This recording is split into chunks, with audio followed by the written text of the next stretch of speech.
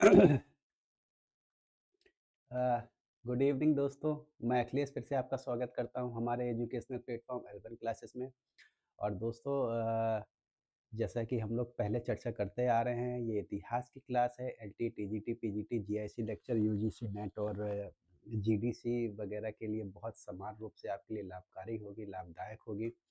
हालांकि मैं हमेशा इस चीज़ को आप लोगों को इन्फॉर्म करता रहता हूँ। प्लीज़ किसी भी कोचिंग संस्थान या किसी भी टीचर पे बेस्ड होके मत बैठिएगा, क्योंकि कोई भी शिक्षक या कोई भी संस्थान आपकी जो आपने जो पढ़ रखा उस नॉलेज को वो लोग एक तरीके से एक जगह संगठित करने का प्रयास करते हैं, प्लस आपके नॉलेज में थोड़ा-सा बढ़ोतरी करने का प्रयास करते हैं। तो वही प्रयास मेरा है। तो मेन चीज़ ये है कि मैं पहले भी बता चुका हूँ कि कोचिंग संस्थानों का आपकी सफलता में योगदान मात्र और मात्र अगर देखा जाए शायद 10% भी नहीं होता है। बाकी 90% आपका खुद का गेन किया हुआ नॉलेज होता है, खुद का पढ़ा हुआ, खुद को बेहतर तरीके से प्रिपेयर किया हुआ एक सब्जेक्ट के रूप में। तो आप सभी से बार-बार मैं ये निवेदन करता हूँ, प्लीज़ यहाँ पे जो लोग भी आते हैं या फिर जो लोग भी जो जो भाई बंधु आते हैं, उन सभी से निवेदन ये है कि प्लीज़ खुद की स्टडी पे बहुत भरोसा करिएगा, खुद को बहुत बेहतर तरीके से तैयार करिएगा, अपने सब्जेक्ट को और बेहतर करिए, पढ़िए जितना अधिक पढ़ पाएँ, जितना अधिक याद कर पाएँ, जितना अधिक याद रह सकता है, उतना ही आपके लिए बेनिफिट होगा। मैं बार-बार कहता हूँ कि मेरी ये रिस्पॉन्सिबिलिटी है कि जो मुझे आता है मैं आपके साथ शेयर करूँ, तो वही शेयर करने के लिए यहाँ रोज़ मौजूद रहता हूँ। प्लस कोशिश करता हूँ कि आपके पास जो नॉलेज है उसको थोड़ा-सा मैं बेहतर बना पाऊँ, थोड़ा-सा उसमें बढ़ोतरी कर पाऊँ। हाँ, डेफ़िनेटली मैं वही कह रहा हूँ कि जब तक कोई भी शिक्षक, कोई भी कुछ, वो आपकी सिर्फ़ आपको फिर बेहतर कुछ बता सकता है, कुछ बेहतर दे सकता है। लेकिन क्या है, आपका नॉलेज बहुत मायने रखता है। इनफैक्ट आपका ही नॉलेज सारी चीज़ें मायने रखता है। आपने कितना पढ़ा है और कितना बेहतर ढंग से पढ़ा है, कितनी चीज़ें आपको याद हैं, कितना बेहतर ढंग से उसको समझा है आपने, ठीक? तो वो ही आपके काम आने वाली हैं। मैं जो पढ़ाता हूँ वो बेशक आपको काम आएगा, लेकिन क्या है कि आपकी मेहनत बहुत मायने रखती है। आपकी मेहनत बहुत मायने रखती है। आपने कहाँ से कितना गेन किया है, कितनी चीज़ें हासिल कर पाए हैं आप, वो बहुत मायने करती हैं। सलेक्शन आपको वही चीज़ें ही दिला पाएँगे। पंकज मीना, ये लाइव है क्या? पंकजा जी ये लाइव है, ठीक है? मीना जी ये लाइव है। तो आपका सलेक्शन बेस्ड होता है आपकी मेहनत, आपके नॉलेज के ऊपर, ठीक है? मैं आपको बार-बार कहता हूँ, कोई भी शिक्षक, कोई भी संस्थान आपको सलेक्शन नहीं दिलाता है, सलेक्शन आप खुद लेते हैं। बस वो सिर्फ़ और सिर्फ़ आपकी आपकी थोड़ी-सी मदद करते हैं, दैट्स इट। इससे ज़्यादा वो कुछ नहीं करते हैं, ठीक? तो दोस्तों, मेरा मकसद यहाँ पे, मैं बार-बार कहता हूँ, मेरा मकसद यहाँ पे आने का यही है कि जो मेरे पास है, जो मैंने थोड़ा बहुत भी जो हासिल किया है, वो आपके साथ शेयर कर पाऊँ, आपको कुछ दे पाऊँ और चाहे साथ ही साथ आपसे भी कुछ हासिल करने का मेरा प्रयास रहता है। तो मैं आपसे भी, ठीक, आपसे भी कुछ ना कुछ हासिल कर पाऊँ। तो यहाँ पे कोई किसी से बेहतर नहीं है। मैं हमेशा कहता हूँ, ना आप मुझसे खुद को बेहतर समझिएगा, ना ही मैं खुद को आप लोगों से बेहतर समझता हूँ। बार-बार कहता हूँ कि कोई भी इस दुनिया में बेस्ट नहीं होता है, ठीक? हम सभी एक-दूसरे से बेहतर नहीं हैं, बस हम लोगों को खुद से बेहतर होना है, खुद को बेहतर बनाते जाना है बस। दूसरों से लड़ने की छोड़ने की बजाय आपको खुद से लड़ना होगा, खुद को बेहतर बनाना होगा, वही आपको सिलेक्शन भी दिलाएगा, वही आपको बेहतर इंसान भी बना पाएगा। तो आप लोगों से रिक्वेस्ट है, आइए यहाँ पे, प्रैक्टिस करिए, बेहतर ढंग से प्रैक्टिस करिए, अच्छे से प्रैक्टिस करिए, नॉलेज को एनहांस करिए, सहयोग करिए अपने नॉलेज को और बेहतर बनाने में। तो जो लोग भी मुझे देख रहे हैं, तो प्लीज़ जल्दी से जल्दी जुड़ जाएँ। अगर आप लोग लाइव आ सकते हैं तो प्लीज़ लाइव जुड़िएगा। क्योंकि आज आज जो मेरी पहले क्लास हुआ करती थी वो भी नहीं हो पाई, क्योंकि थोड़ा-सा थ्रोट इन्फेक्शन है, दैट्स व्हाई थोड़ा-सा प्रॉब्लम हो रही है बोलने में। तो उम्मीद करता हूँ जितनी जल्दी आप लोग जुड़ जाएँगे, उतना ही बेहतर हो जाएगा, सेशन उतना ही बेहतर होने वाला है। और उम्मीद करता हूँ कि आप लोग जुड़ेंगे और इस सेशन का आनंद लेंगे, जैसे पिछले कुछ सेशन का आनंद लेते आए हैं। ख़ैर दोस्तों, इसके अलावा अगर आपको एएसओ में एडमिशन के रिगार्डिंग कोई इन्फॉर्मेशन चाहिए, तो आप प्लीज़ इस नंबर पे कॉल कीजिएगा। सामने स्क्रीन पे जो नंबर दिया हुआ उस नंबर पे आप लोग कॉल कीजिएगा। किसी भी प्रकार की इन्फॉर्मेशन होगी, आपको जो रिक्वायर्ड होगी उस रिक्वायरमेंट के अकॉर्डिंग हम लोग आपको आंसर ज़रूर करेंगे। किसी भी प्रकार की क्वेरी होगी, बस क्वेरी अनर्गल नहीं होनी चाहिए, रिलेवेंट होनी चाहिए, वो बहुत मैटर करता है, ठीक? चीज़ें जब रिलेवेंट होती हैं तभी चीज़ों का कुछ महत्व होता है, अदरवाइज़ उनका कोई महत्व नहीं होता है, ठीक? ये है L1 क्लासेस, दोस्तों आप लोग जुड़ जाइएगा L1 क्लासेस से, टेलीग्राम पे जुड़ जाइएगा। इसके अलावा जो हमारा यूट्यूब चैनल है उसमें आप लोग हमको देख ही रहे हैं, ठीक? तो चलिए दोस्तों, प्रैक्टिस सेट नंबर ये हमारा 14 होने वाला है। LT, TGT, PGT, GST lecture और इसके अलावा जो दूसरे एग्ज़ाम्स हैं जिसमें आपको इतिहास बहुत बेहतर ढंग से पढ़ना होता है, उसमें ये आपके लिए हेल्पफुल होंगे। ये बहुत ऐड आते हैं यूट्यूब पे, कहीं न कहीं कुछ समस्याएँ पैदा होती। तो चलिए दोस्तों, अगर सेशन अच्छा लगे तो शेयर कीजिएगा दोस्तों को, अपने भाई-बंधुओं को शेयर कीजिएगा और चलिए हम लोग शुरू करते हैं, ठीक? समय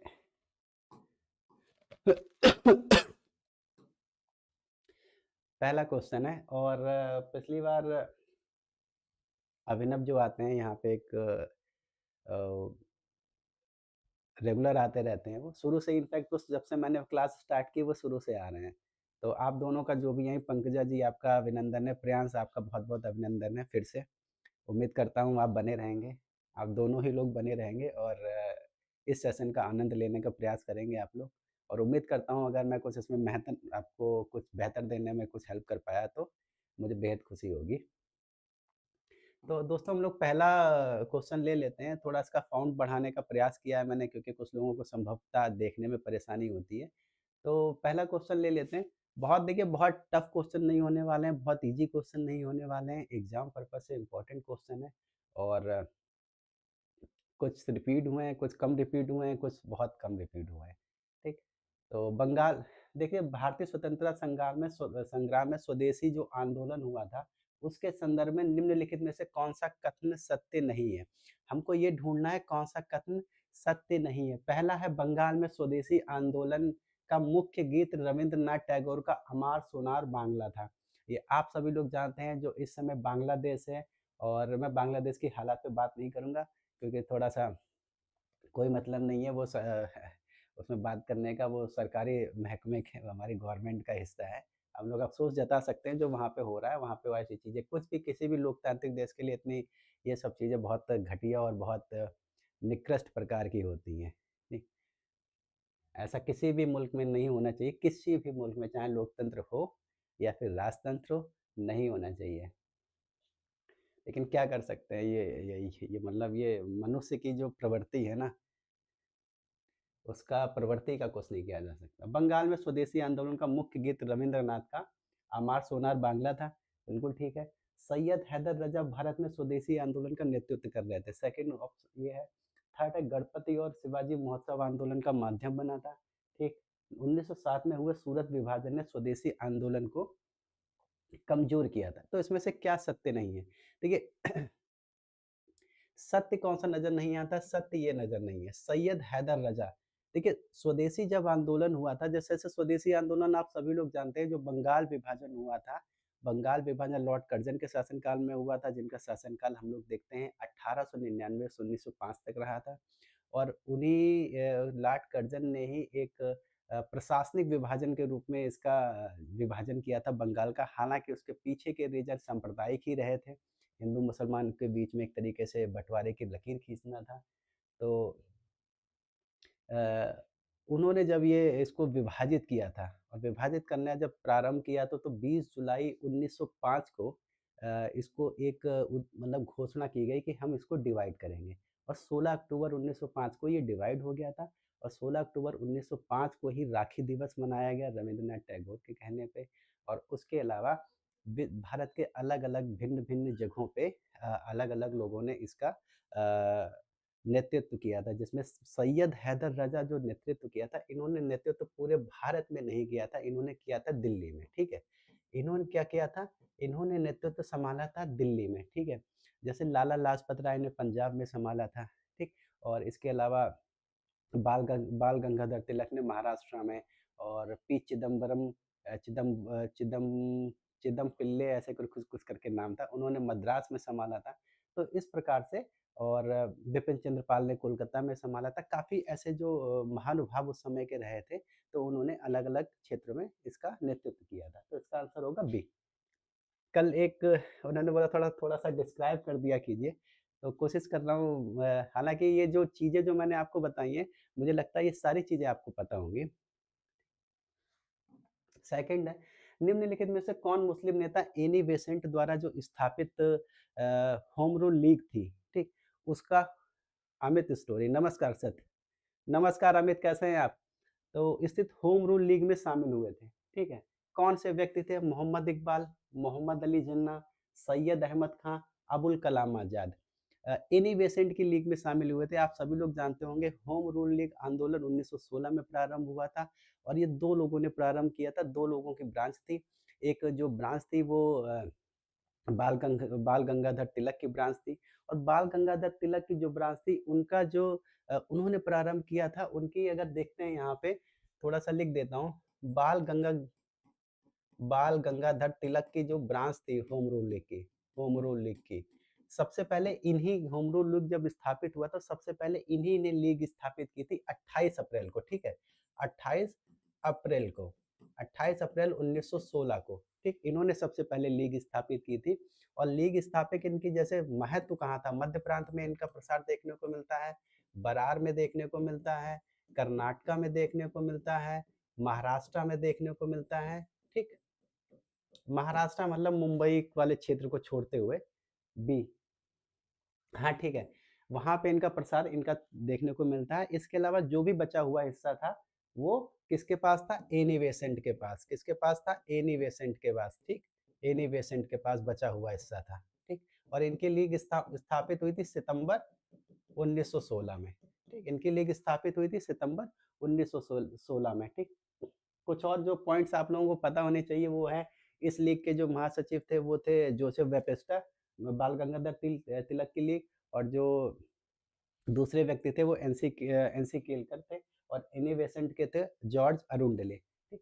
तो तो मोहम्मद अली जिन्ना और जो लीग इनकी जो एनी बेसेंट की जो लीग थी वो अखिल भारतीय स्तर की लीग थी, ठीक है? अखिल भारतीय स्तर की इनकी लीग थी और इसमें जवाहरलाल नेहरू, मोहम्मद अली जिन्ना और वीपी बाडिया जैसे लोग भी उसमें शामिल रहे हैं।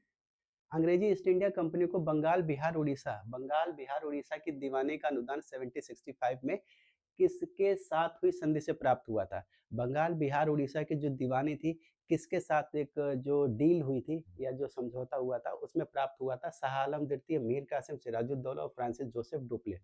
सिंपल सा जवाब है, कई बार रिपीटेड है, तो इसका है शाह आलम द्वितीय, ठीक? शाह आलम द्वितीय, ठीक? चलिए आगे चलते हैं।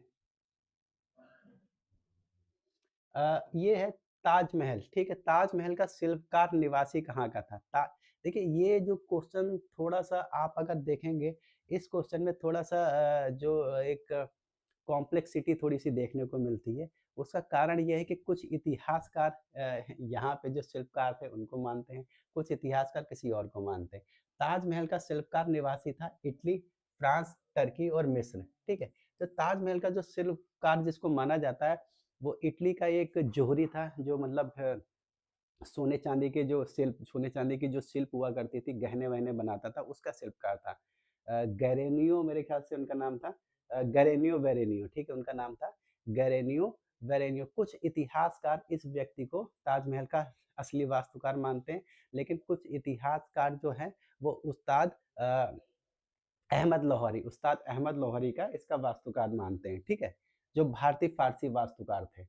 तो चूँकि यहाँ पे उनकी चर्चा नहीं हुई है तो हम लोग जो न वे गैरेनियो वेरेनियो हैं उनको ही सही मानेंगे, ठीक है? उस्ताद अहमद लाहौरी को जो वास्तुकार हैं ताजमहल के उनको माना जाता है।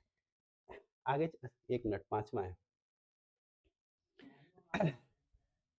नमस्कार अभिनव, कैसे हो?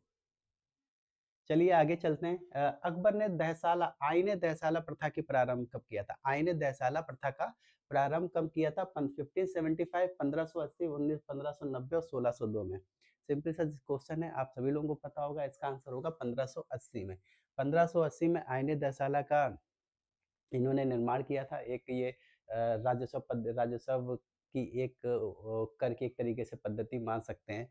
तो इन इसमें ये निभाया गया था पिछले जो 10 वर्ष का जो प्रोडक्शन होता था, ठीक है? प्रोडक्शन होता था उसका एवरेज निकालने के लिए इसे 10 से डिवाइड कर देते थे। जो एवरेज निकल के आता था उसके आधार पर ये लगान कर निर्धारित कर देते थे। उसी को आईने दहसाला कहा जाता था। और इसके जो मूल संरक्षक के तौर पे जिनको माना जाता है वो है राजा टोडरमल और ख्वाजा मंसूर, ठीक है? राजा टोडरमल और ख्वाजा मंसूर। 6 है प्रत्येक भारतीय भ्रष्टाचारी, ये किसने कहा था? 5 का बी बिल्कुल ठीक है। प्रत्येक भारतीय भ्रष्टाचारी है, ये किसने कहा था? ठीक? लॉर्ड कॉर्नवालिस ने, लॉर्ड वेलेस्ली ने, लॉर्ड हेस्टिंग्स ने और लॉर्ड डलहौजी ने। प्रत्येक भारतीय भ्रष्टाचारी, ये किसने कहा था? 6 का, ठीक? किसके द्वारा ये कहा गया दोस्तों? ये कहा गया लॉर्ड कॉर्नवालिस के द्वारा। ठीक है, लॉर्ड कॉर्नवालिस ने ये बात कही है कि प्रत्येक भारतीय भ्रष्टाचारी है। बताइए वक्त भी क्या ही कहा जा सकता है। प्रत्येक भारतीय भ्रष्टाचारी ये कहा है लॉर्ड कॉर्नवालिस ने।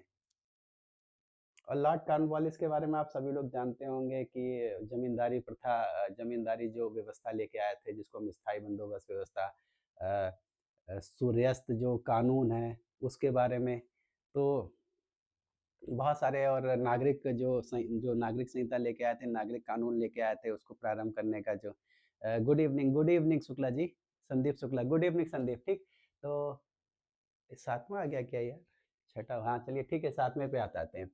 मोहम्मद गौरी की हत्या की थी। मोहम्मद गौरी की हत्या हुई थी, आप सभी लोग जानते हैं। मोहम्मद गौरी की हत्या करने वाले कौन थे? हजारा, खोखर, युर्तबाल और बलूची। सिंपल सा क्वेश्चन है ये।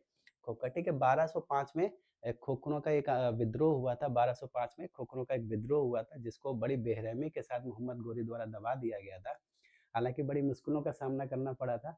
और और एक तरीके से मोहम्मद गौरी ने बड़ी भारी मात्रा में खोखरों की हत्या कर दी थी।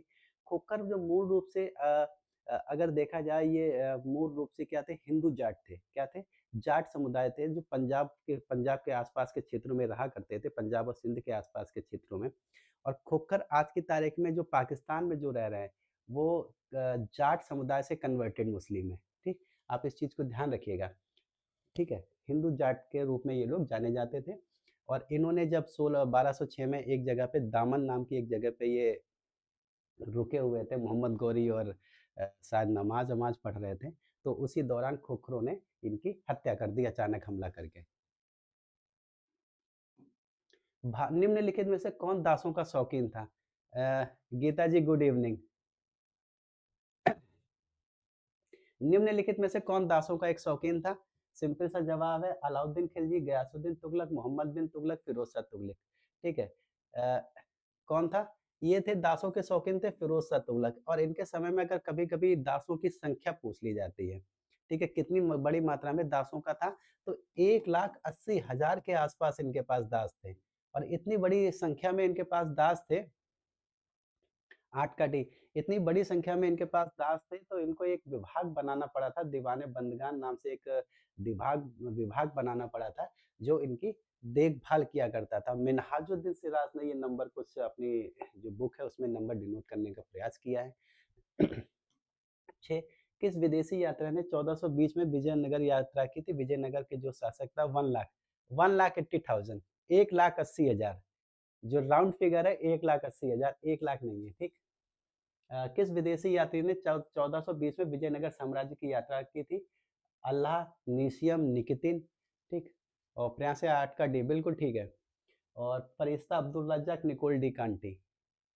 हाँ गीता जी, यार 9 बजे वाली क्लास नहीं हुई थी, दरअसल थ्रोट इन्फेक्शन की वजह से थोड़ा सा बोलने में दिक्कत आ रही थी, थोड़ा सा अच्छा लगा तो मैंने कहा चलो 10 बजे वाली क्लास ले लेता हूँ। तो ठीक है, निकोल डी कांटी जो थे वो क्या थे? जो उस समय के शासक थे देवराय प्रथम, उनके शासनकाल में आए थे ये। कौन? इटली के निवासी थे। और इन्होंने जो उस समय की जो विजयनगर की शासन व्यवस्था थी उसके बारे में बहुत अच्छा जो व्याख्या प्रस्तुत की है, वर्णन प्रस्तुत किया है। नागार्जुन स्तूप निर्मित हुआ था, नागार्जुन स्तूप निर्मित हुआ था बौद्ध युग में, मौर्य युग में, गुप्त युग में, गुप्तोत्तर युग में। ठीक है, नागार्जुन जो हम देखने को मिलते हैं जो, जी जी कोई नहीं, ठीक है। नागार्जुन जो स्तूप है आप लोग देखते होंगे हैदराबाद के पास स्थित है, ठीक है? और ये कब स्थित हुआ था जो वहाँ पे जो इक्ष्वाकु वंश के लोग जब शासन किया करते थे, तो इक्ष्वाकु वंश के जो राजा थे वो मूल रूप से हिंदू धर्म का पालन करते थे, जो महिलाएँ थीं वो बौद्धिज़्म को फ़ॉलो करती थीं, तो उन महिलाओं में ही उन्होंने ही ये गुप्तोत्तर काल में ये नागार्जुन स्तूप का निर्माण कराया था। 10 का ए नागार्जुन स्तूप चीज़ों को ध्यान दीजिएगा, ठीक है? नागार्जुन स्तूप की बात हो रही है, नागार्जुन कोंडा। चलिए ठीक है, नागार्जुन स्तूप और इसकी जो खोज की थी वो लैंगहॉर्न ने मेरे ख्याल से जो उनका नाम था, इसकी खोज करने वाले जो अंग्रेज़ थे, लैंगहॉर्न मेरे ख्याल से उनका नाम था, मैं अगर गलत नहीं हूँ, लैंगहॉर्न नाम के व्यक्ति थे, उन्होंने इसकी खोज की थी, ठीक है? गुप्तोत्तर युग में, इक्ष्वाकुओं के शासनकाल में। नागार्जुन कोंडा को आप सभी लोग जानते हैं, विजयपुरी के नाम से जाना जाता है। गुप्त नरेश चंद्रगुप्त द्वितीय की दूसरी राजधानी कौन थी? जो गुप्ता डायनेस्टी में चंद्रगुप्त द्वितीय की दूसरी राजधानी कौन सी थी? उज्जैन, मालवा, सौराष्ट्र और महरौली। दूसरी राजधानी के रूप में किसे जाना जाता है? दोस्तों जाना जाता है उज्जैन को, ठीक है? उज्जैन को दूसरी राजधानी के रूप में उनकी जाना जाता है। आगे चलेंगे हम लोग 12 पे। 14वीं शताब्दी का प्रसिद्ध यात्री इब्न बतूता निवासी था, ठीक है? इब्न बतूता 14वीं शताब्दी में आया था जब भारत में सल्तनत काल चल रहा था और सल्तनत काल के दौरान जब भारत में तुगलक वंश का शासन चल रहा था जिसमें महमूद बिन तुगलक उस समय शासक हुआ करते थे दोस्तों। तो 12 का अच्छा 11 ठीक है। तो महमूद बिन तुगलक उस समय शासक हुआ करते थे तो उन्हीं के शासनकाल में ये इब्न बतूता भारत में आए थे। 12 का ए नहीं है, उत्तरी अफ्रीका, मोरक्को, मोरक्को, ठीक है, मोरक्को। मोरक्को के निवासी थे। मोरक्को कहाँ पड़ता है? उत्तरी अफ्रीका में पड़ता है, ठीक है? और ये कुछ समय तक वहाँ पे 8 वर्ष तक इनके दरबार में रहे थे, मोरक्को, ठीक है? 8 वर्ष तक इनके दरबार में रहे थे, दिल्ली का काज़ी इनको नियुक्त किया गया था। इसके अलावा वो दिल्ली सल्तनत का राजदूत बन के चीन साम्राज्य में भी इनके राजदूत के तौर पे गए थे तुगलक के, ठीक? यूनानी राजदूत डायमेकस किसके शासनकाल में भारत आया था? चंद्रगुप्त मौर्य, बिंदुसार, अशोक और बृहद्रथ। ठीक, डायमेकस किसके शासनकाल में भारत आया था? ये था सीरिया के राजा जो एंटीयोकस थे, उनके जो एक दूत बन के बिंदुसार के शासनकाल में डायमेकस आया था। कुछ चीज़ें बहुत क्वेश्चन जैसे कन्फ्यूजन नहीं होना चाहिए इन क्वेश्चनों पे, कुछ क्वेश्चन उन्हीं में से ही हैं। मौर्य साम्राज्य के पतन के लिए ब्राह्मण प्रतिक्रियावाद का जो उत्तरदायी था, ये किसने कहा? एक तरीके से एक सिद्धांत देने का प्रयास किया है कि मौर्य साम्राज्य का जो पतन हुआ था, वो ब्राह्मणवाद के बीच जो प्रतिक्रिया हुई थी, उसके प्रतिक्रियावश ये उत्तरदायी था कि मतलब जैसे कि अगर कुछ एक चीज़ें ऐसी दिखाई गई हैं उसमें अ, उस का नाम याद नहीं आ रहा मुझे जो एक शिलालेख है। उसका नाम याद नहीं आ रहा, उसमें इस तरीके का कुछ विवरण दिया गया है कि मैंने भूदेवों के जो विचार हैं उनको नष्ट कर दिया, इस तरीके का कुछ विवरण दिया हुआ है। उसी को आधार मान के इन्होंने इस तरीके की कुछ प्रतिक्रिया दी है दोस्तों। ये थे हरप्रसाद शास्त्री, 14 का ए। आगे चलते हैं। किस युग में ब्राह्मण क्षत्रियों की तुलना में हीन माने जाते थे? किस युग में ब्राह्मण क्षत्रियों की तुलना में हीन माने जाते थे? 14 एक का ए बिल्कुल ठीक है, आप सभी लोगों का जवाब 14 का है। चंद्रेश कुमार स्वागत है आपका। 14 का है, बिल्कुल ठीक है। वैदिक युग, बौद्ध युग, मौर्य युग, मौर्योत्तर युग, ठीक है? किस युग में क्षत्रियों को ब्राह्मणों पे सर्वश्रेष्ठता प्राप्त हुई थी या फिर दिखाया गया था या उस समय मौजूद थी? किस युग में? बहुत सिंपल सा आंसर है बौद्ध युग में, ठीक है? बौद्ध युग में। 16 है, महात्मा गांधी ने द्वितीय सविनय अवज्ञा आंदोलन किस वर्ष बुद्ध काल में? बिल्कुल ठीक है, बुद्ध काल में, बुद्ध काल में, नोट्स में।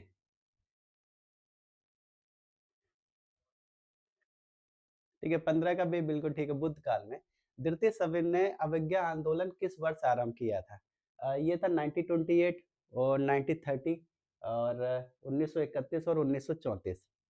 तो यहाँ पे मुझे लगता है इसका जो जवाब होना चाहिए था, वो 1932 होना चाहिए था, ठीक है? 1932 से 1934 तक ये चला था। 34 में इन्होंने स्थगित कर दिया था, पूर्ण रूप से उसको स्थगित कर दिया था, ठीक है? और चूँकि यहाँ पे ऑप्शन नहीं है तो हम यहाँ पे 16 का सी नहीं जाएँगे, ठीक है? 1931 में जो द्वितीय सविनय अवज्ञा आंदोलन की, यही ना क्वेश्चन में हम लोग कभी-कभी गड़बड़ कर देते हैं। द्वितीय सविनय अवज्ञा आंदोलन प्रथम 1931 में इन्होंने क्या कर दिया था, वाप जब गांधी 11 जो पैक्ट हुआ था, तब उन्होंने वापस ले लिया था, ठीक है? उसके बाद ये दोबारा से प्रारंभ किया था 1932 में, जो 1934 तक चला। उसके बाद इन्होंने जब उन्होंने देखा कि लोग इसमें पार्टिसिपेट नहीं कर रहे हैं और बहुत अधिक उसके लिए उत्सुक नहीं है, तो इन्होंने ये वापस ले लिया था। ऑल इंडिया वुमेन्स कॉन्फ्रेंस की स्थापना कब की गई थी? ऑल इंडिया वुमेन्स कॉन्फ्रेंस की स्थापना कब की गई थी? 1922, 1927, 1929, 1932।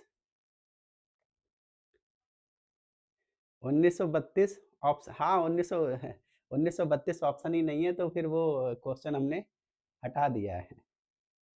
17 का बी। तो ये 1927 है, ठीक है? और इनका जो पहला सम्मेलन हुआ था, क्या संदीप जी, एलआईसी वाला पहला जो सम्मेलन वो हुआ था पूना में, ठीक है? पहला सम्मेलन इनका कहाँ हुआ था? 1927 में ही हुआ था, पूना में। कांग्रेस की स्थापना से पूर्व सबसे महत्वपूर्ण राष्ट्रवादी संगठन कौन-सा था? कांग्रेस से पूर्व, ठीक है? ये था the Indian association of Kolkata, Poona सार्वजनिक सभा, बॉम्बे प्रेसिडेंसी एसोसिएशन और द मद्रास महाजन सभा। देखिए, जब सुरेंद्र नाथ बनर्जी ने 1876 में the Indian association of Kolkata की स्थापना की थी और उनके साथ आनंद मोहन बोस भी जुड़े हुए थे, उन दोनों ने मिलकर कोलकाता में। और उसके बाद हाँ जी, किसी दूसरे स्टेशन पे शिकार के ठीक, तो ये था the Indian association of Kolkata. इसके अलावा इन्होंने एक और संस्था की स्थापना की थी जिसको हम लोग नेशनल कॉन्फ्रेंस के नाम से जानते हैं, ठीक है? और नए 1883 में, अगर मैं डेट में गड़बड़ ना करूँ, तो 1883 में इन्होंने एक सम्मेलन किया था कोलकाता में। और उसी का एक दूसरा सम्मेलन हुआ था 1885 में, जब कांग्रेस का कह सकते हैं स्थापना हुई थी। तो इसी कारण वो उस सुरेंद्र नाथ बनर्जी वहाँ पे उपस्थित नहीं हो पाए थे, क्योंकि वो एंगेज थे यहीं पे, ठीक है? 19 क्या कहता है, निम्नलिखित में से कौन उग्र राष्ट्रवाद का नेता नहीं है? उग्र राष्ट्रवाद का नेता नहीं है। राजनारायण बोस, बीएस चिपलुनकर, अरविंदो घोष। उग्र राष्ट्रवाद आप सभी लोग जानते होंगे। 83 85, हाँ, 83 85 में, बिल्कुल ठीक है। तो ये है शशिपद बनर्जी। क्या है? शशिपद बनर्जी। अच्छा, शशिपद बनर्जी का एक योगदान ये भी माना जाता है कि इंडियन एसोसिएशन चंदा ₹5। हाँ, ठीक। शशिपद बनर्जी ऐसे व्यक्ति थे, इनको एक जाना जाता है, जो मजदूर संघ इन्होंने एक स्थापित किया था, जो पहला शायद मजदूर संघ था, जो शशिपद बनर्जी द्वारा स्थापित किया गया था। निम्नलिखित में से कौन-सा प्रार्थना समाज का नेता माना जाता है? कौन है इसमें? गोपाल हरि देशमुख हैं, आरजी भंडारकर हैं, वासुदेव बलवंत फड़के हैं और के जी के गोखले हैं। तो इसमें अगर देखें, ये हैं आरजी भंडारकर, ठीक है? प्रार्थना समाज की जो स्थापना हुई थी, वो हुई थी केशव चंद्र के जो सेन थे, उनकी कह सकते हैं, उनके जो, अरे वो क्या हिंदी में वर्ड यूज़ किया जाता है? अ उनके निर्देशन में कह सकते हैं, अगर कहा जाए तो। तो आत्माराम पांडुरंग ने की थी, आत्माराम पांडुरंग और महादेव गोविंद रनाडे द्वारा की गई थी, ठीक?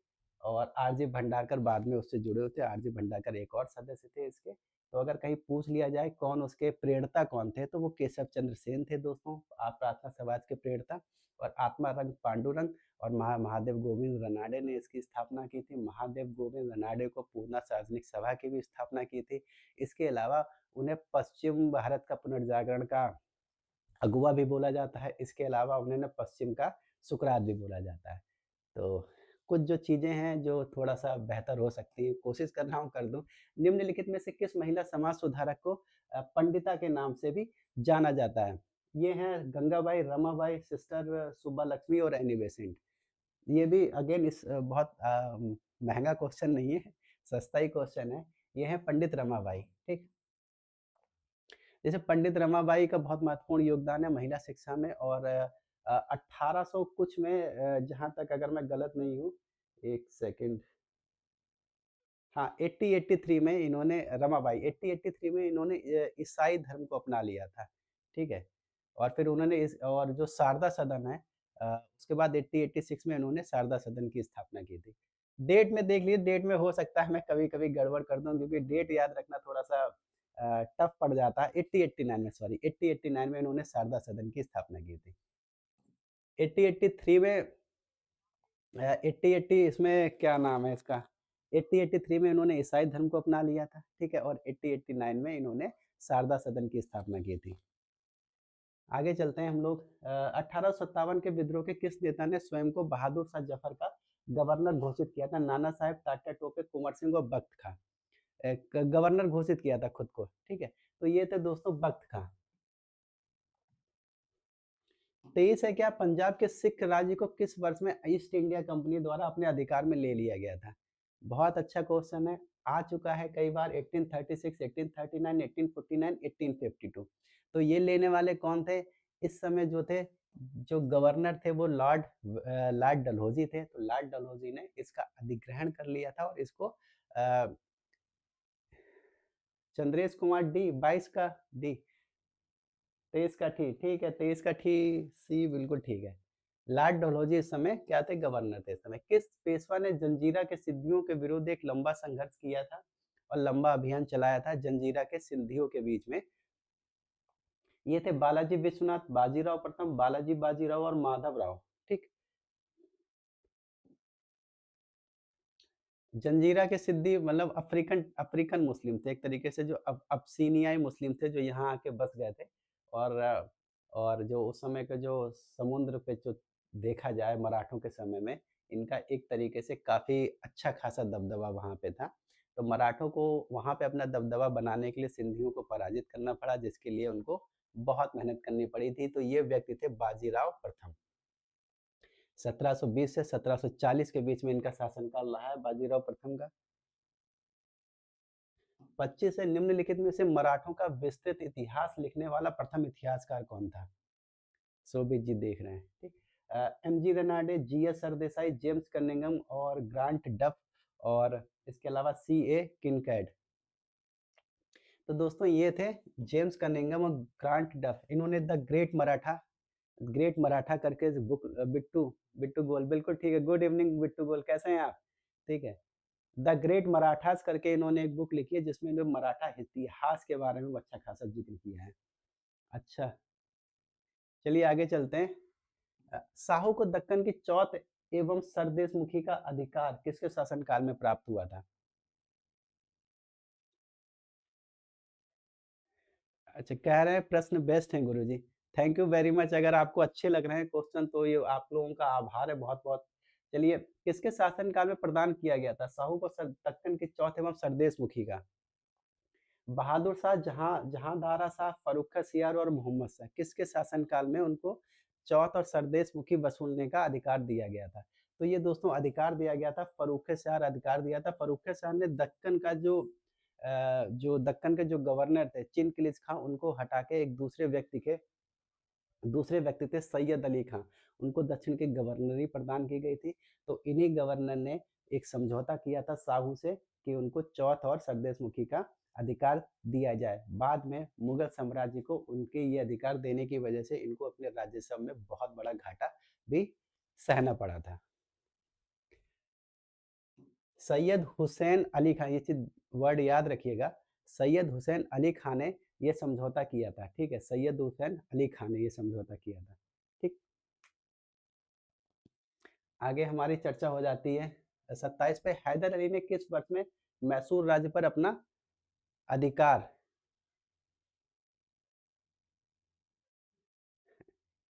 ठीक है, अधिकार कब स्थापित किया था? 1755, 1761, 1764 और 1766।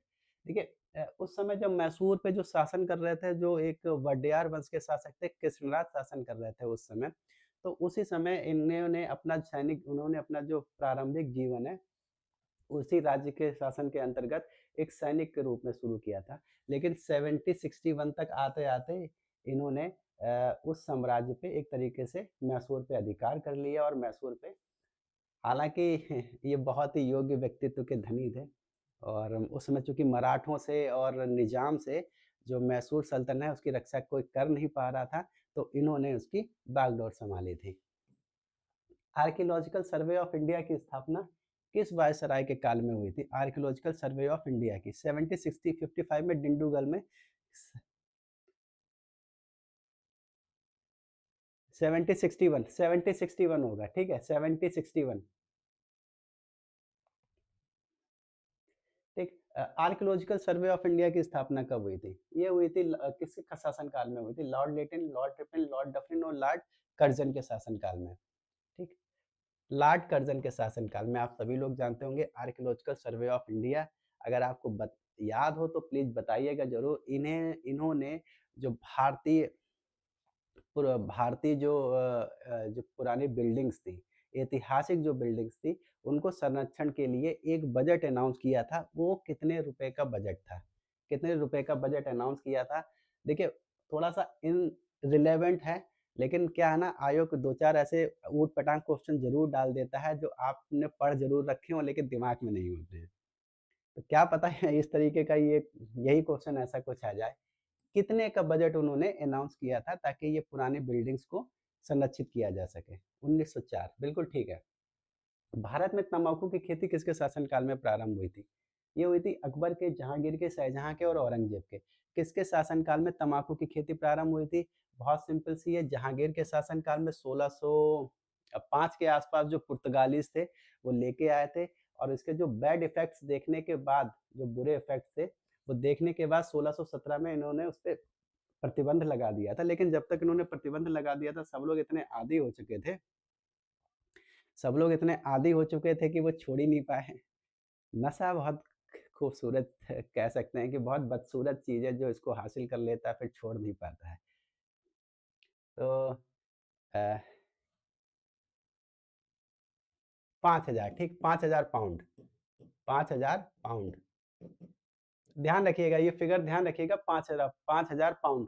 प्लीज़ ध्यान रखिएगा इस फिगर को।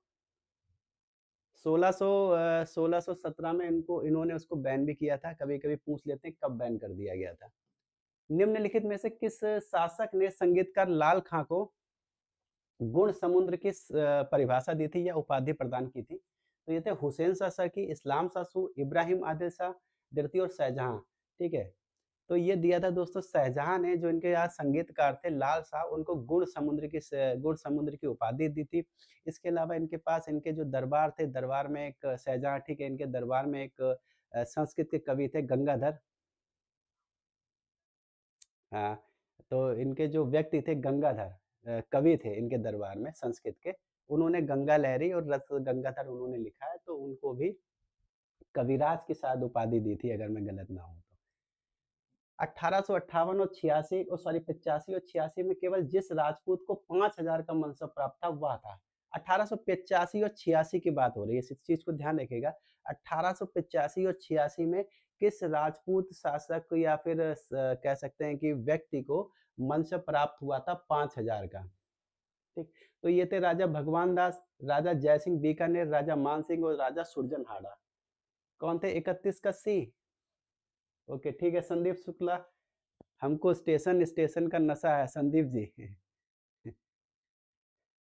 हाँ, जब तक बेरोजगारी है, जब तक वो स्टेशन ही स्टेशन है। ऐसे हम ही अब अपने बच्चों से, हमारे यार मित्र हैं, तो हमको बताते हैं कि हमारी आधी जिंदगी तो स्टेशन और बसों में धक्के खाते हुए गुजर गई है। अब बाकी बची हुई जिंदगी का अभी भी भरोसा नहीं है कि कहाँ धक्का खाते हुए गुजरेगी। लेकिन अभी की जो जिंदगी है, और ऐसा नहीं मैं अकेला हूँ, हो सकता है आप में से बहुत सारे लोग जिनको अभी जॉब नहीं मिला है, उनकी भी ऐसी ही लाइफ है। मैं इस दुनिया में ऐसा अकेला नहीं हूँ। ये ऐसी लाइफ जी रहे हैं हम लोग, धक्के मार वाली लाइफ कई जगह देख लेते हैं। ठीक, तो ये थे राजा भगवान दास, ठीक, इस चीज को ध्यान रखिएगा। ये थे राजा भगवान दास, जो आमेर के राजा थे भारमल। उनके पुत्र थे राजा भगवान दास, और उनके पुत्र थे राजा मान सिंह। राजा मान सिंह को मिला था 7,000 का, 7,000 का मनसब, जो किसी भी राजपूत शासक को अब तक का सबसे ज्यादा दिया हुआ मनसब है, 7,000। ठीक, आगे चलते हैं। क्योंकि उसमें 1885-86 दिया है, तो 5,000 दिया है, तो हम लोग अच्छा दूसरे स्टेशन की बात कर रहे हैं। जिंदगी भी एक स्टेशन ही है। हाँ, जिंदगी भी एक स्टेशन। ज़िंदगी एक स्टेशन नहीं है। ज़िंदगी एक स्टेशन नहीं है। ज़िंदगी में आने वाले जितने पड़ाव हैं वो एक स्टेशन होते हैं। ज़िंदगी एक ट्रेन है समझ लो। क्या है? ट्रेन है।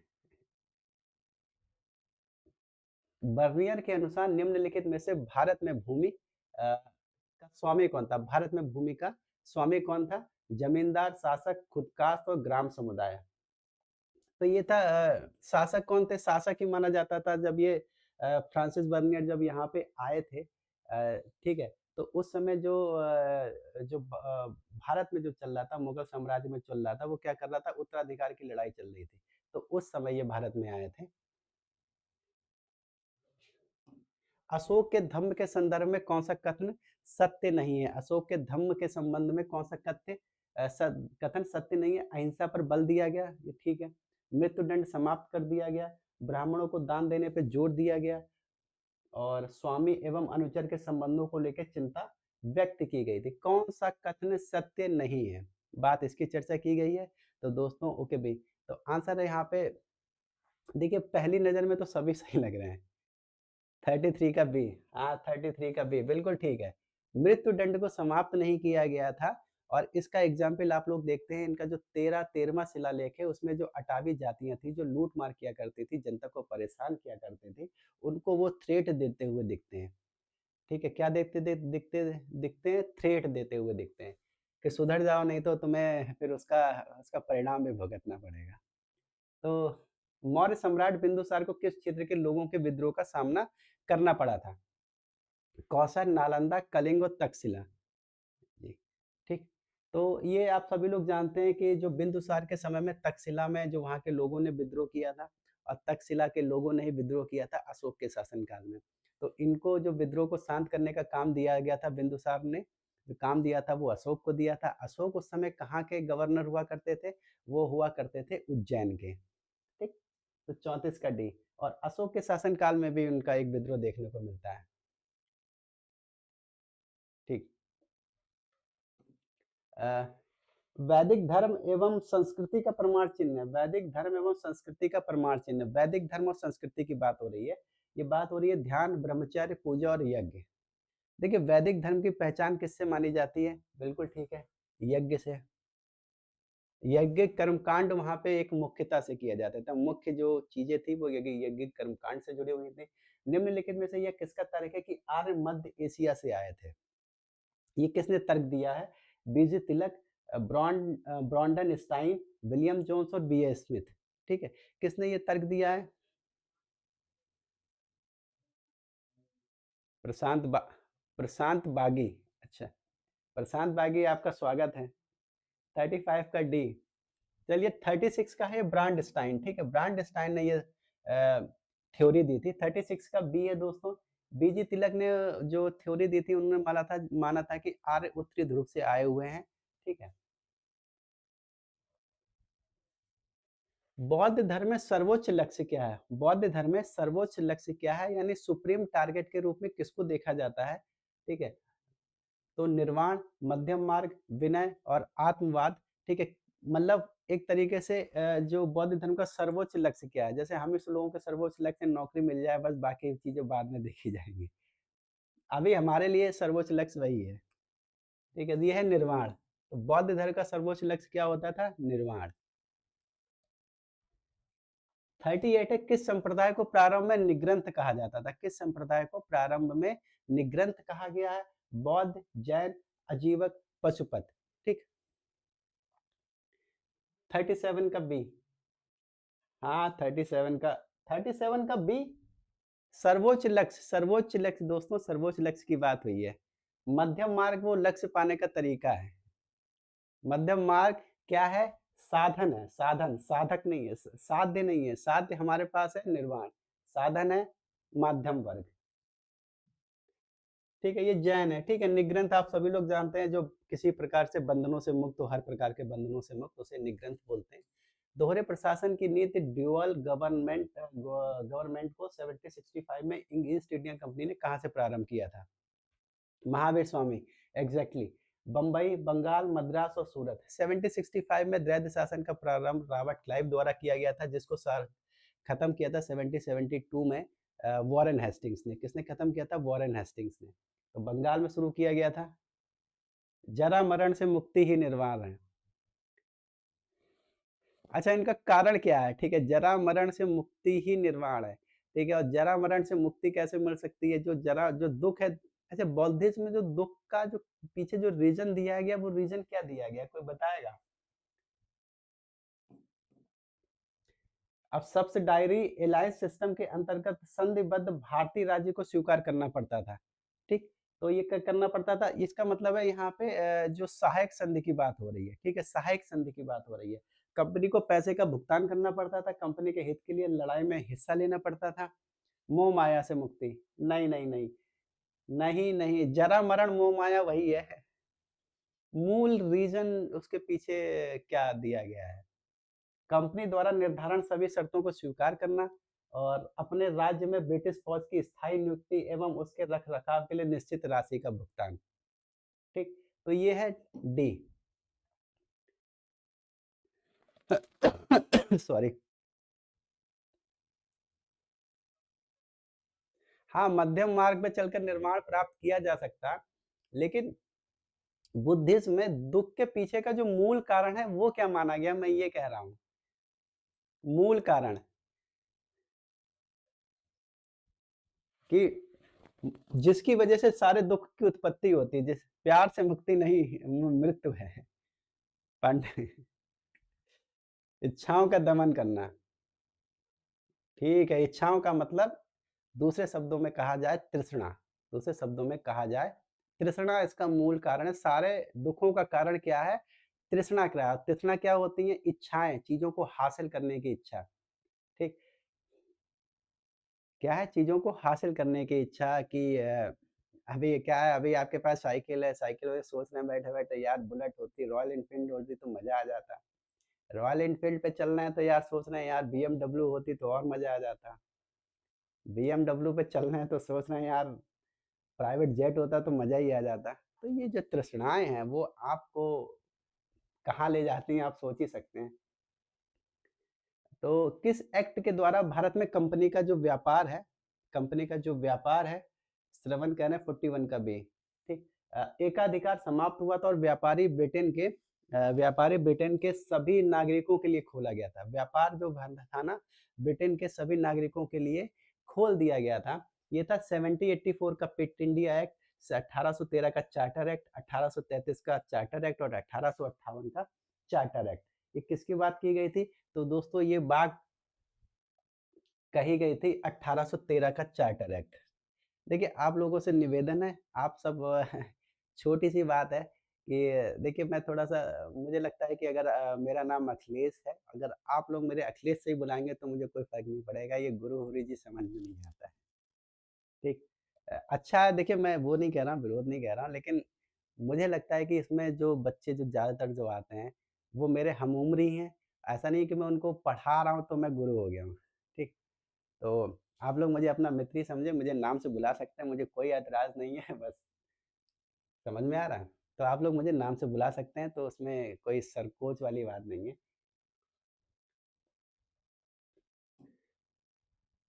अक अकबर ने शादी के लिए लड़कियों की आयु एक डिसाइड की थी। देखिए अकबर ने बहुत सारे जो काम तो किए ही किए थे, उसमें एक काम इन्होंने ये भी किया था कि इन्होंने प्रयास किया था कि जो लड़कियाँ थीं, जो बाल विवाह थी, उसको भी रोकने का प्रयास किया था और जो राजपूतों में बालिका हत्या का जो प्रचलन था, उसको भी रोकने का इन्होंने प्रयास किया था, सती प्रथा को भी रोकने का प्रयास किया था। अ,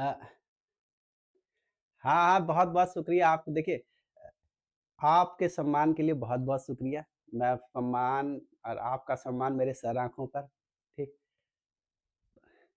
तो ये ऐज डिसाइड की थी 10, 12, 14 और 10, ठीक?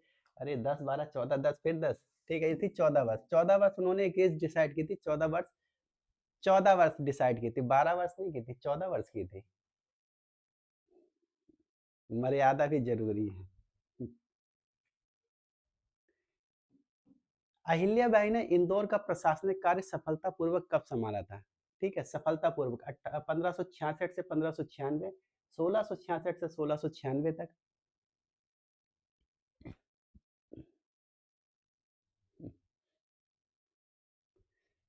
और 1766 से 1796 तक, और उसके अलावा 1886 से 1896 तक।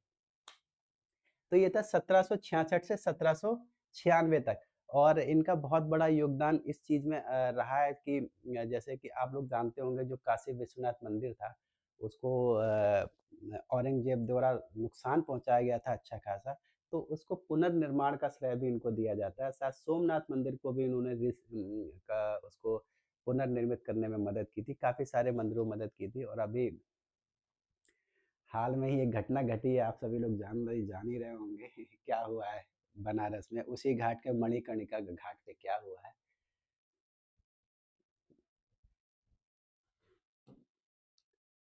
ये देखिए कितना अजीबो-गरीब बात है, जिस महिला ने वहाँ पे उसका पुनरुद्धार किया, उसी महिला की मैं उसमें एक देख रहा था। मतलब अच्छा नहीं लग रहा था कि वो कि एक मतलब इतनी उसकी मूर्ति यूँ पड़ी हुई थी, कबाड़े की तरह। दिल्ली सल्तनत के सुल्तानों में से कौन नहर प्रणाली का जनक माना जाता है? ठीक, तो ये थे बलबन गया, अलाउद्दीन खिलजी, मोहम्मद तुगलक और फिरोज शाह तुगलक। तो इसमें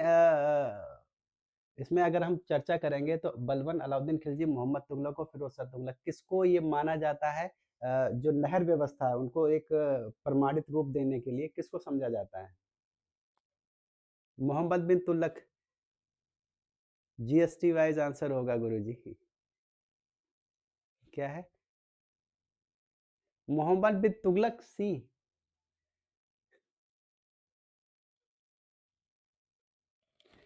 फिर से सोच लीजिए भाइयों।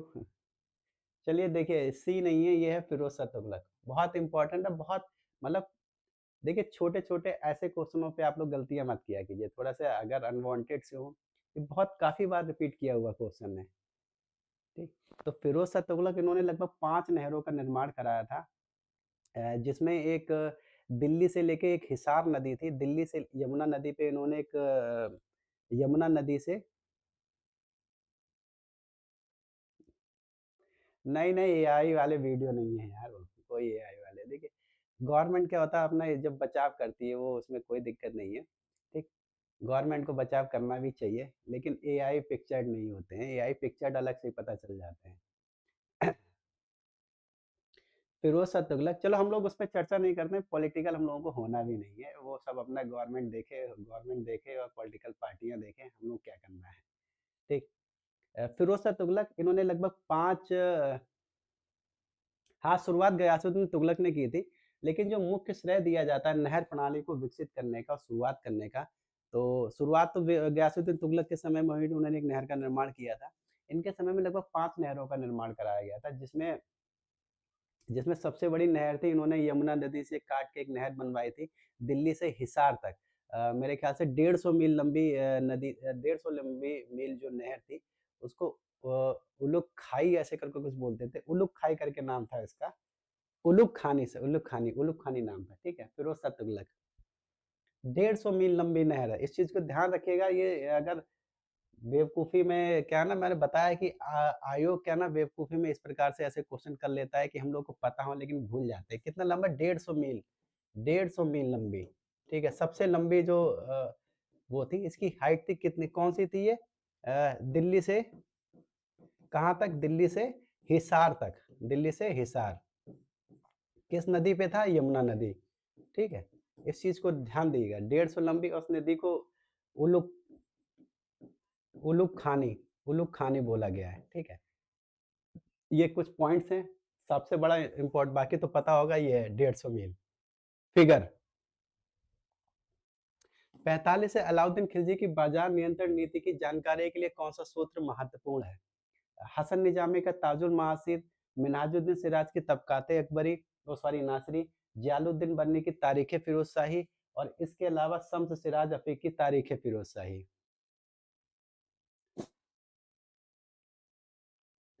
ठीक है, अलाउद्दीन खिलजी की बाजार नियंत्रण नीति के जो जानकारी के लिए प्रमुख सूत्र कौन-सा महत्वपूर्ण है? ठीक है, तो ये देखने को मिलता है जियालुद्दीन बर्नी की तारीख़ फ़िरोज़ शाही में। कहाँ देखने को मिलता है? जियालुद्दीन बर्नी की तारीख़ फ़िरोज़ शाही में। 46 है मलफूजात किसके कथनों का संग्रह है? मलफूजात किसके कथनों का संग्रह है? राजा, सूफी संत, अमीर वर्ग और भक्ति संत, ठीक है? मलफ़ुज़ात किसकी भक्ति का स वो है, तो ये दोस्तों है सूफ़ी, ठीक है? ठीक है, इसमें 5 4 5 या टर्म है मेरे ख़्याल से, एक है उबूदियत है, इसमें देख लेता हूँ, शायद अगर याद ना हो, इसमें 5-6 टर्म माने जाते हैं। उबूदियत होता है एक, ठीक? फिर शरीयत होता है, फिर तरीक़त होता है, फिर हकीकत होता है, फिर होता है फ़ना एवं फ़ना और बका, ठीक है? फ़ना एवं बका होता है, इस चीज़ को ध्यान रखिएगा, अगर कहीं पूछ ले तो कन्फ्यूज़ नहीं होना है। ये उबूदियत मीन्स मतलब होता है गुणों से संपन्न कोई व्यक्ति हो गया, शरीयत मीन्स मतलब इस्लामिक कानून के अनुसार उसको व्यवहार करना चाहिए, तरीक़त का मतलब ये सबसे इम्पोर्टेंट है। आजकल के जितने भी लोग होते होंगे, कभी भी आप लोग देखते होंगे, सबसे पहले एक ही बोला है, मतलब तर्क का त्याग कर दो। इस तर्क का त्याग, ये बहुत इम्पोर्टेंट, तर्क का त्याग। ईश्वर को पाना है तो आप अपने तर्क का त्याग कर दीजिए। हकीकत से रूबरू होना मतलब ज्ञान से रूबरू हो जाना। फना बका एक ऐसी पोज़ीशन होती है, ये आखिरी पोज़ीशन होती है, अंकुश गौतम। प्रणाम अंकुश प्रणाम। ये आखिरी पोज़ीशन होती है, मतलब उसमें फना हो जाना, ज्ञान मिल गया तो उसमें फना हो गया, फना होने के बाद बका मतलब ईश्वर में समाहित हो जाना, ठीक? इस चीज़ को ध्यान रखिएगा। हकीकत मैंने बता दिया है, ज्ञान प्राप्ति की स्थिति हो गई, शरीयत आप जानते हैं, शरीयत के हिसाब से शासन वो चलना आगे। 47 है ज्ञान की वह शाखा जिसमें सिक्कों का अध्ययन किया जाता है, ठीक? कहलाती है एस्ट्रोलॉजी, आर्कियोलॉजी, एपिग्राफी और न्यूमिस्मेटिक्स, ठीक है? ये जानते होंगे, ये न्यूमिस्मेटिक्स कहलाती है, सिक्कों का इसमें अध्ययन किया जाता है, विभिन्न प्रकार के जो सिक्के होते हैं, अलग-अलग समय में जारी किए गए हैं, उसमें। आगे है 48, राजा मनेंद्र भी लिखा है, मेनांडर भी है, ठीक है? मेनांडर, ठीक है? हिंद यवन शासक था।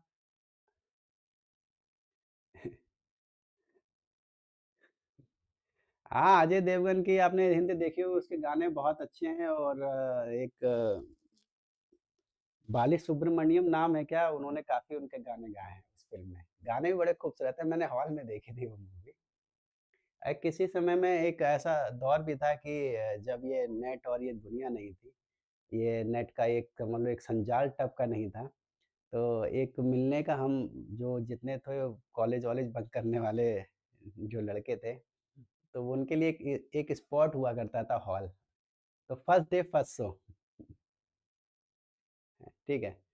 हम लोगों की एक जैसे आप सभी लोगों में से बहुत लोगों की हुई रही होगी, जब उस दौर में रहे होंगे, फर्स्ट डे फर्स्ट शो, ये हम लोगों का एक स्लोगन था, पहला दिन पहला शो, और नहीं मिलता था, लगता था कि यार कि हार गए हम लोग, तो पहला शो देखने को नहीं मिला है। राजा मेनांदर के सवाल तथा नागसेन के जवाबों को किताब के रूप में संग्रहित किया गया है। हैं? जी हाँ, पुरानी यादें ताज़ा हो गई। तो अर्थशास्त्र, राजतरंगिणी, मनुस्मृति और मिलिंद पानो, ठीक है? ये किसमें मिला गया? मिलिंद पानो, ठीक है? मिलिंद पानो में मैंने इससे पहले बता चुका हूँ, मिलिंद पानो में 75 जो अ, व्यवसाय हैं, जी हाँ सागर, 75 प्रकार के जो व्यवसाय थे उस दौर में, तो उनकी चर्चा इसमें मिलती है मिलिंद पानो में, ठीक है? 49 है मेसोलिथिक संस्कृति का महत्वपूर्ण स्थल भीमबेटका, ठीक है? भीमबेटका स्थित है गुजरात में, पंजाब में, मध्य प्रदेश में और राजस्थान में। अ, ठीक है? ये है मध्य प्रदेश में। देखिए मध्य प्रदेश के रायसेन जिले में ये स्थित है भीमबेटका, और जो मध्य पाषाण कालीन से संबंधित है, और इसकी जो उत्खनन के मतलब जिसको खोज का जो श्रेय दिया जाता है, वो श्रेय दिया जाता है वीएस वाकाणकर को, ठीक है? खोज का श्रेय दिया जाता है वीएस वाकाणकर को, उसकी खोज का श्रेय दिया जाता है। इलाहाबाद फर्स्ट शो वाले भी ही अभी तक भटक रहे हैं। नहीं, ऐसा नहीं है, जहाँ देखिए फर्स्ट शो वाले सभी भटक रहे हैं, लेकिन फर्स्ट शो वाले के पास एक अच्छी चीज़ है ना, ये फर्स्ट शो की यादें तो हैं कम से कम, ये भी तो अच्छी चीज़ है। कोई बात नहीं, जैसे कि अभी हमने चर्चा की थी स्टेशन की, तो लाइफ़ मैंने बताया था कि देखिए लाइफ़ और एक बिज़नेस 2 एक ऐसी चीज़ें होती हैं, अनसर्टेन होती हैं। कब आपके साथ क्या होगा कुछ नहीं पता होता है, ठीक? क्या पता वो आने वाला पल, आने वाला समय आपको उस जगह पे पहुँचा दे जहाँ आपकी मनोकामना रही हो, इच्छाएँ रही हों, जिसके लिए आप मेहनत कर रहे हों, आप सभी लोग। तो उम्मीद करता हूँ आप सभी लोग कभी न कभी अपनी मंज़िल तक ज़रूर पहुँचेंगे, बस डटे रहिए, मैदान नहीं बस एक ही चीज़ करना है आपको मैदान नहीं छोड़ना है बस। लोगों का क्या है, लोग तो कुछ न कुछ कहेंगे तो लोगों पे ध्यान नहीं देना है, मैदान नहीं छोड़ना है, मैदान डटे रहना है, मेहनत करते रहेंगे, कहीं न कहीं कुछ न कुछ हासिल ज़रूर होने वाला है। ये कहीं खराब नहीं होती मेहनत। तीर्थ यात्रा व्यर्थ है और अंधविश्वास दर्शाती है। ठीक? सिद्धांत है Ramakrishna mission, theosophical society, Arya Samaj और ब्रह्म समाज। ये दोस्तों बात कही गई है आर्य समाज में ये बात कही है जो स्वामी दयानंद सरस्वती थे, उन्होंने इस बात की चर्चा की है आर्य समाज में। उन्होंने एक जो पाखंडवाद था हिंदू धर्म में, उसको खत्म के लिए पाखंड खंडनी पताका एक जारी किया था। उसमें उन्होंने चर्चा की है तीर्थ यात्रा व्यर्थ है और अंधविश्वास दर्शाती है। ठीक? तो दोस्तों आज का क्लास हम लोग यहीं खत्म 50 का सी है अंकुश गौतम। आर्य समाज में दयानंद सरस्वती ने ये टिप्पणी करते हुए नजर आते हैं। ठीक? आर्य समाज।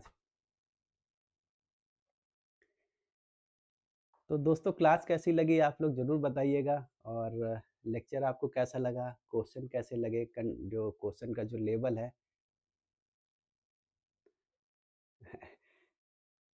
हो जाता है सो कि पुरानी यादों में खोना एक अलग ही खूबसूरती है। देखिए इंसान हम सभी लोग इंसान हैं और इंसान के पास क्या होता है ना, यादें ही बहुत हम लोग अपने जीवन में बहुत अच्छी और बहुत बुरी दोनों प्रकार की यादें बनाते हैं। लेकिन हम याद सिर्फ़ अच्छी चीज़ों को ही करते हैं और अच्छी चीज़ों को ही याद करना चाहिए। अगर बुरी आपके साथ अगर बुरी चीज़ें हुई हैं, अगर उसको याद कर देंगे तो आने वाला जीवन दुष्कर हो जाएगा, बहुत मतलब जीना बहुत मुश्किल हो जाएगा। तो जीवन एक बार मिलता है दोस्तों, पिछले जन्म में आप क्या थे, आगे क्या होंगे कोई नहीं जानता, ना आज तक कोई बता पाया है, ना आगे कोई बता पाएगा। कि पीछे क्या है, आगे क्या है।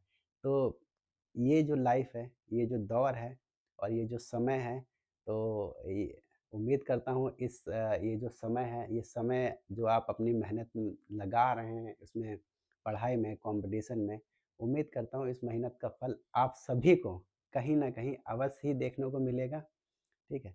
और अच्छे से पढ़ते रहिए, अच्छे से रहिए, अच्छे से थोड़ा-सा ध्यान दीजिए अपना, ठीक?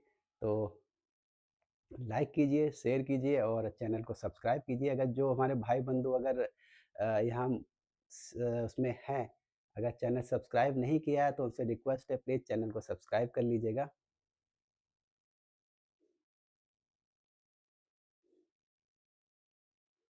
चंद्रलोक में हैं। अच्छा आप लोग चंद्रेश कुमार इलाहाबाद से हैं क्या? जैसे मैं भी प्रयागराज में ही उस समय रहता हूँ। और कभी समय मिलेगा तो हो सकता है हम लोग कहीं आपस में टकरा जाएँ। चंद्रेश संगीत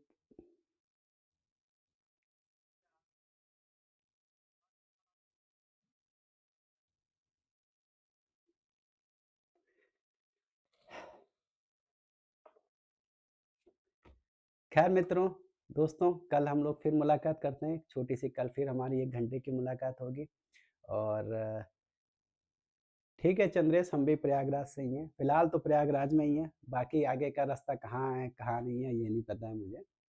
कहाँ हाँ, ठहराव देखिए ठहराव कहीं नहीं आने वाला है ज़िंदगी में और मैं चाहता भी नहीं हूँ ठहराव आए। क्या करना है ठहराव का यार? नहीं, मैं भी अल्लाहपुर में ही निवास करता हूँ। अल्लाहपुर में माली चौराहे के पास में, ठीक है?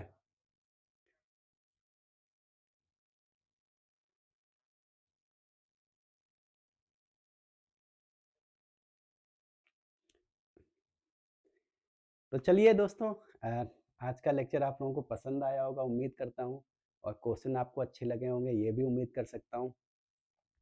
और चलिए कल फिर आपसे मुलाकात होगी तब तक के लिए गुड नाइट और शुभ रात्रि। ध्यान रखिए अपना। चलिए ओके गुड बाय एवरीवन।